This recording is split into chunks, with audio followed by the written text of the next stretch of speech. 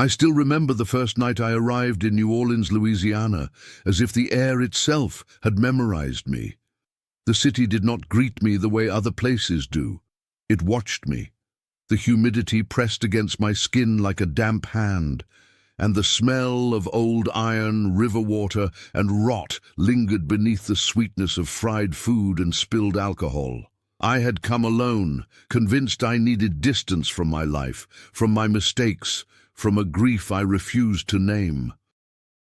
I told myself it was just another city, another trip, another attempt to feel something different.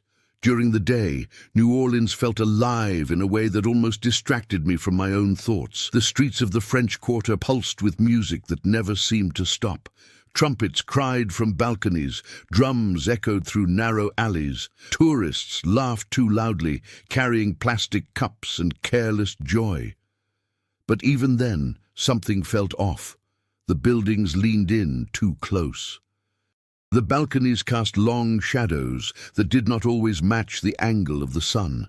Every street seemed to whisper a history that refused to stay buried. It was during the night that the city revealed its true face. I left my small, rented room during the evening, drawn by the sound of distant music and the promise of noise to drown out my thoughts.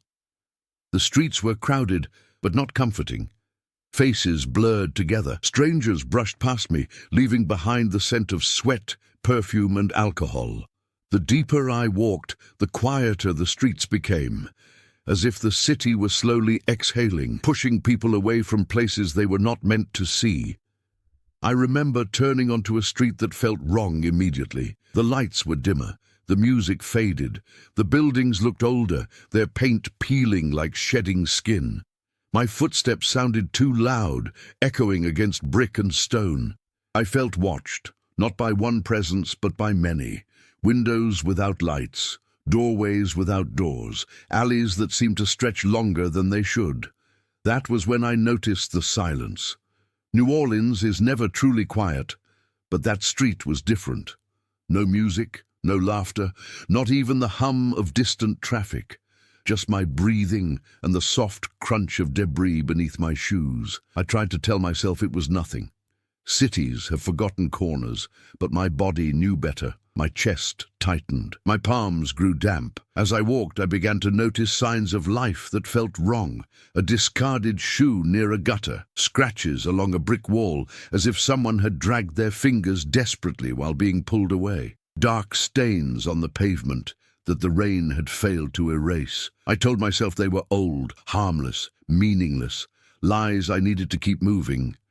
The air grew heavier the farther I went. Every step felt like a decision I could not undo. I reached an intersection where the streetlights flickered weakly. That was when I saw the house. It stood slightly back from the road, narrow and tall, its windows dark and empty. The front door was cracked open just enough to reveal a sliver of darkness inside. I felt an inexplicable pull toward it, a sensation like gravity shifting under my feet. I do not know why I stepped closer. The smell hit me first. Damp wood, mold, something sour and unmistakably human.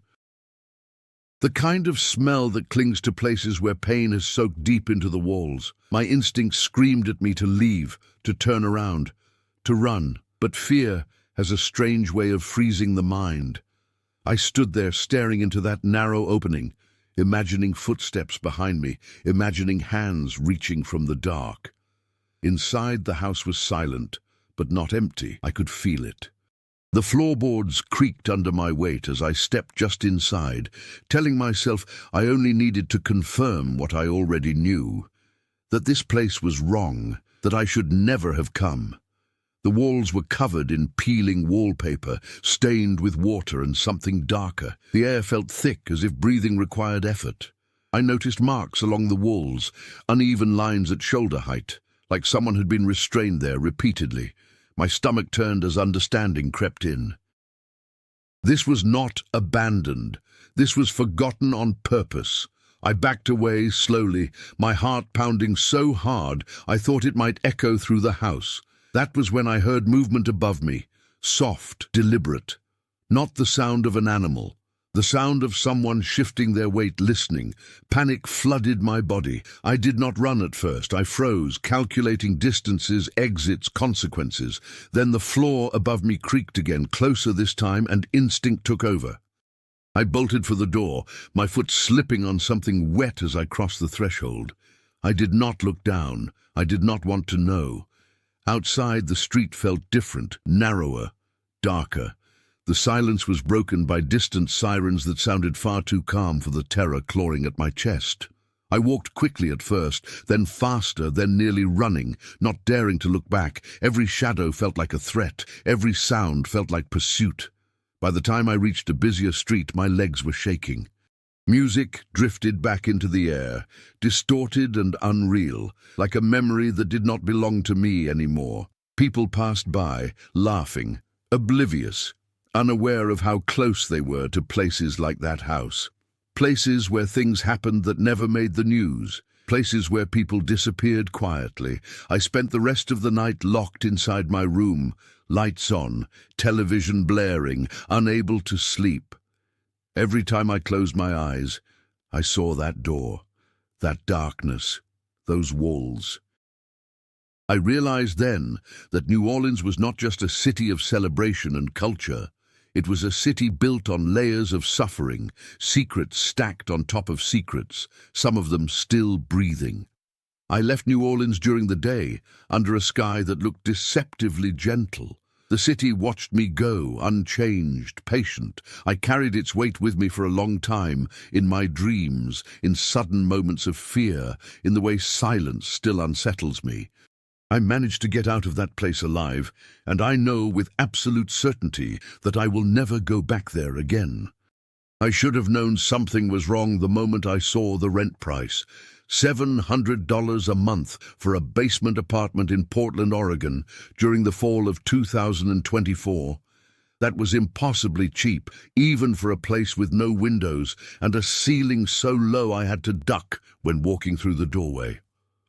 The landlord, an old woman named Mrs. Hendricks, barely looked at me when she handed over the keys.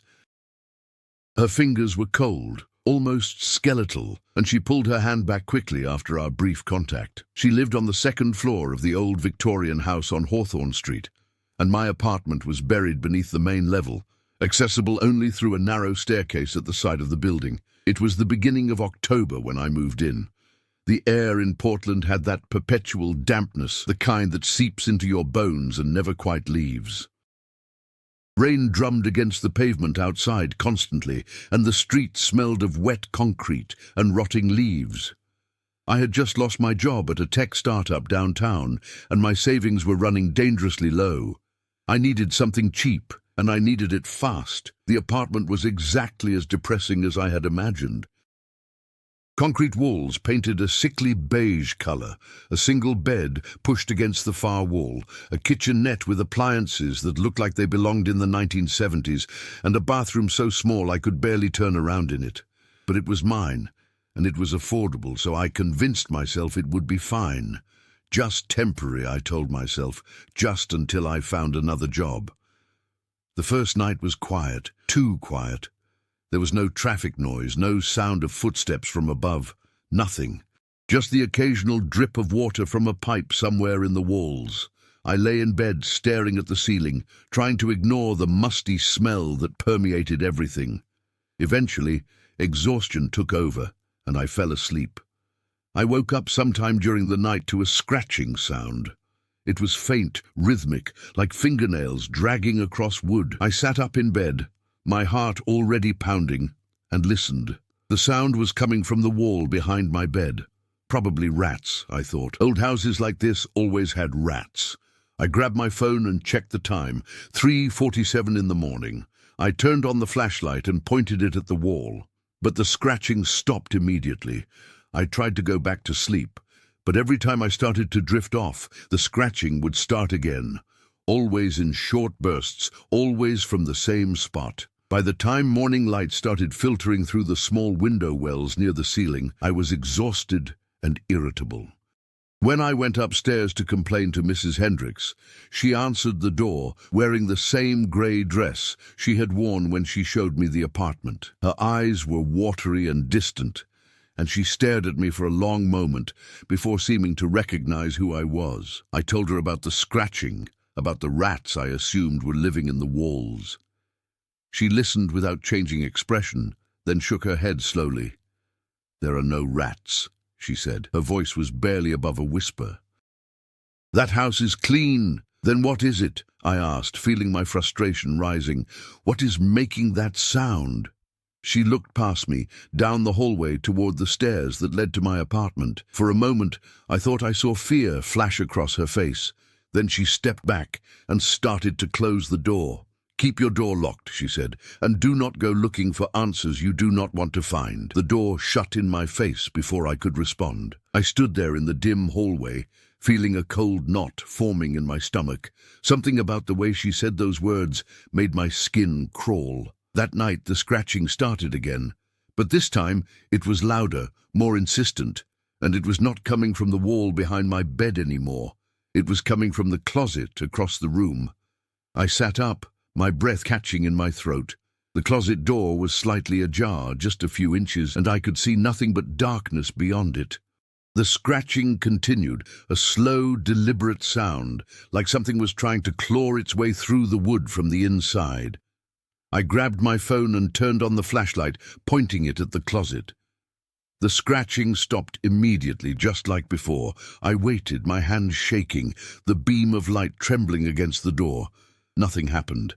Maybe I was losing my mind. Maybe the stress of losing my job and moving into this depressing hole in the ground was making me paranoid. I got out of bed slowly, my bare feet cold against the concrete floor, and walked toward the closet. Every instinct in my body was screaming at me to stop, to get back in bed, to leave it alone. But I had to know. I reached out and pulled the door open. The closet was empty. Just a few wire hangers swaying slightly from the movement of the door, and a musty smell that made me want to gag. I let out a breath I did not realize I'd been holding and laughed nervously. Nothing. There was nothing there. I closed the door and went back to bed, feeling foolish, but as I lay there trying to calm my racing heart, I heard something else. Footsteps. Slow, heavy footsteps coming from somewhere below me. That was impossible. My apartment was in the basement. There was nothing below me except the foundation of the house and the earth beneath it. But the sound was unmistakable. Someone, or something, was walking around directly beneath my floor. I pressed my ear against the cold concrete and listened. The footsteps continued, pacing back and forth in a steady rhythm. Then they stopped, and for a moment there was complete silence. And then, so faint I almost missed it, I heard a voice. It was muffled, distorted, but it sounded like someone calling out. A man's voice, desperate and afraid, saying the same thing over and over again. I could not make out the words, but the tone was unmistakable. It was a plea for help. I jumped back from the floor, my heart hammering in my chest. I grabbed my phone and called Mrs. Hendricks, but there was no answer. I called again and again, letting it ring until it went to voicemail each time. I spent the rest of that night sitting on my bed with all the lights on, watching the floor, listening to the sounds beneath me. The footsteps came and went throughout the night, and occasionally I would hear that voice again, always muffled, always desperate. When morning finally came, I went straight to the landlord's door and pounded on it until she answered.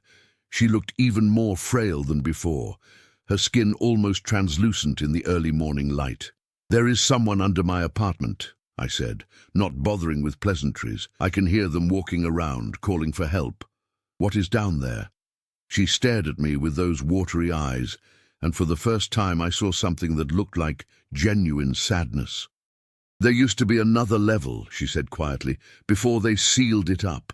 "Before what happened? Before what happened?" I demanded. "What are you talking about?" She looked down at her hands, wringing them nervously. "A tenant," she said, "years ago. He went down there and never came back up. They searched for weeks, but they never found him. Eventually, They just sealed it off and poured concrete over the entrance. My blood ran cold. You are telling me there is a sealed room under my apartment, and someone died down there? She nodded slowly. But that was a long time ago. In 1993, he could not still be down there. But I can hear him, I said, my voice rising. I can hear someone down there right now. She looked up at me, and I saw tears forming in her eyes. Then leave, she whispered. Leave before you end up like him. I packed my things that same day.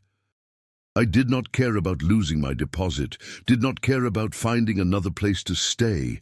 I just needed to get out of that house. As I was carrying my last box up the stairs, I heard the scratching again, louder than ever, coming from the walls all around me. And beneath it, faint but unmistakable, that voice calling out, begging for someone to help him. I ran out of that house and never looked back. I am staying with a friend now, sleeping on their couch until I can figure things out. But every night, when it gets quiet, I still hear it. That scratching, those footsteps, that desperate voice echoing up from somewhere deep below. I got out of that place, and I will never go back. But sometimes, in the darkest hours of the night, I wonder if I really got out at all, or if some part of me is still down there, trapped in the darkness, scratching at the walls, calling for help that will never come. I thought it would be romantic. A weekend camping trip in the Cascade Mountains of Washington State, just me and Sarah, away from the noise of Seattle and the stress of our daily lives. It was late September of 2024, and the fall colors were supposed to be at their peak. Sarah had been talking about wanting to reconnect, to spend quality time together without our phones constantly buzzing. So I booked a camping spot at a remote site near Lake Crescent, packed our gear, and convinced myself this would fix everything between us. The drive up was beautiful.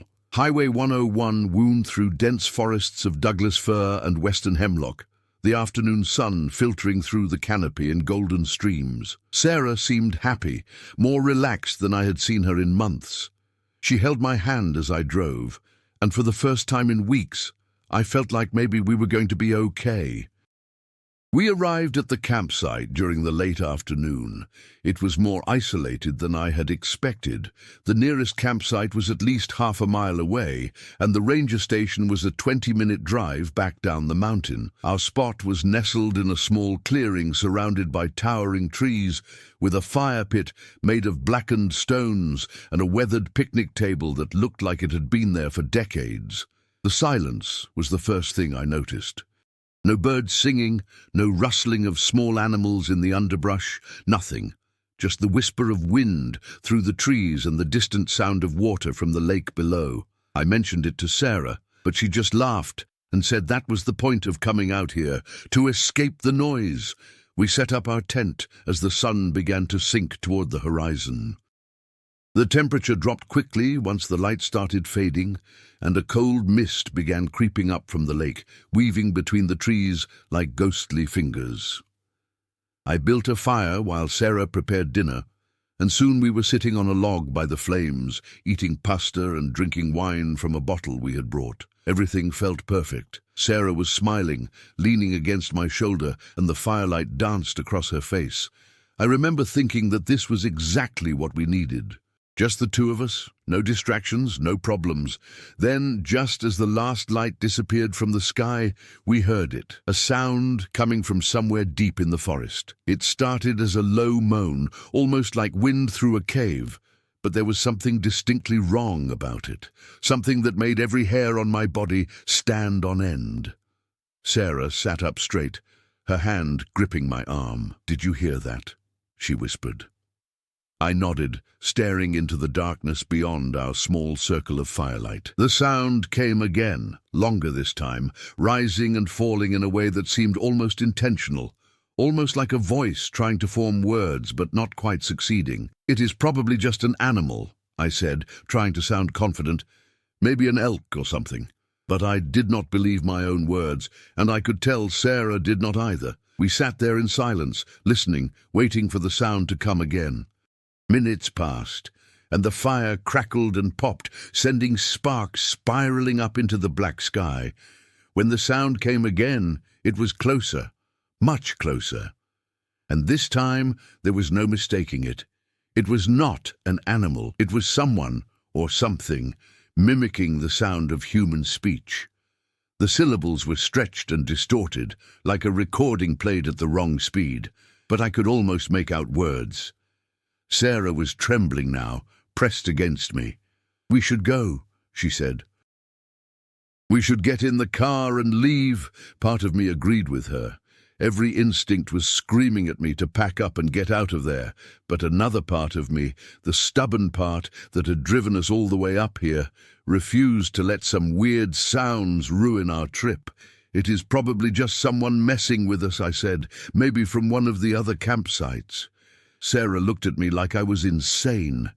"There is no one else up here. You said so yourself. We are alone." She was right, of course. But admitting that would mean admitting that something was very wrong, and I was not ready to do that yet. "Let me just check," I said, grabbing my flashlight. "I will walk around the perimeter, make sure there is nothing out there. You stay by the fire." Before she could protest, I stood up and walked toward the edge of the clearing. The beam of my flashlight cut through the darkness, illuminating tree trunks and ferns, but nothing else. I called out, asking if anyone was there, feeling foolish as my voice echoed back to me. Nothing responded.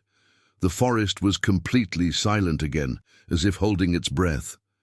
I was about to turn back when I saw it. About 30 feet into the trees, just at the edge of my flashlight beam, there was something standing between two large firs. It was tall, taller than any person should be, and its shape was wrong. The proportions were off. The limbs too long, the posture too rigid. My heart stopped. I stood frozen, the flashlight shaking in my hand, unable to move or speak. The figure did not move either. It just stood there, barely visible in the darkness, watching me. Then Sarah screamed. I spun around and ran back to the campsite, my flashlight bouncing wildly. Sarah was standing by the fire, pointing at something in the opposite direction. When I reached her, I followed her gaze and felt my blood turn to ice. There were more of them. 3, maybe 4 figures, standing just beyond the firelight, arranged in a semicircle around our camp. They were all impossibly tall, all standing in that same rigid, unnatural posture. And they were all completely silent. "We need to go," Sarah gasped, grabbing my arm. "We need to go right now." This time I did not argue. We ran to the car, not bothering to grab any of our gear, not looking back. I fumbled with the keys, my hands shaking so badly I could barely get them in the ignition. The figures did not move, did not follow us. They just stood there watching as we tore out of that campsite and down the dark mountain road. We drove in terrified silence, Sarah crying quietly beside me, both of us too shocked to speak. It was not until we were back on the main highway, surrounded by other cars and civilization, that we finally started to breathe normally again. We reported it to the ranger station the next morning. The ranger, a middle-aged man with a weathered face, listened to our story with an expression I could not quite read. When we finished, he was quiet for a long moment. "You are not the first people to report seeing things up there," he finally said. "That particular area has a reputation. We do not advertise it, but locals know to stay away." "What do you mean?" I asked. "What did we see?" He shook his head. "I do not know. And honestly, I do not want to know. But my advice is to forget about it and never go back there. We never did get our camping gear back. The ranger offered to retrieve it for us, but we told him to keep it or throw it away. We did not want anything from that place. It has been 2 months now, and Sarah and I barely talk about what happened. She does not like camping anymore, does not even like going into parks during the day. Sometimes I wake up during the night and see her staring out the window, and I know she is thinking about those figures, standing in the darkness, watching us. I got us out of there that night, and I swear I will never go back to those woods. But sometimes, During the darkest hours before dawn, I hear that sound again in my mind, that distorted, almost human voice calling out from somewhere deep in the forest.